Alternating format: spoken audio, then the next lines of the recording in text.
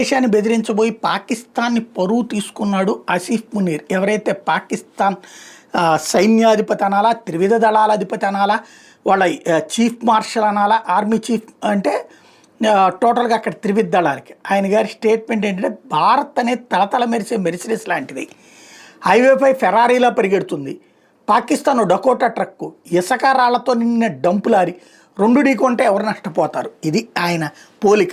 అంతకంటే నీచమైన పోలిక ఇంకెవడూ చేయలేడాం. అంటే వాళ్ళ దేశం అంత దరిద్రపు దేశం, మేము ఇంత లుఫ్తుకోరుగాళ్ళం, ఇంత వెధవలం, ఇంత సన్నాసులం, మేము బాగుపడకపోతే ఎదురోళ్ళని నాశనం చేసేస్తాం అని స్టేట్మెంట్ ఇస్తాడనమాట. మేము మునిగితే సగం ప్రపంచాన్ని మాతో తీసుకెళ్తాం, వాడి దగ్గర అణుబాంబులు ఉంటే ప్రమాదం అని భారతదేశం ఎప్పుడో చెప్పింది. అమెరికా అనే దరిద్రపు దేశం పాకిస్తాన్కి అణ్వస్త్ర సహకారం అందించింది అన్నట్టు ఓపెన్ సీక్రెట్.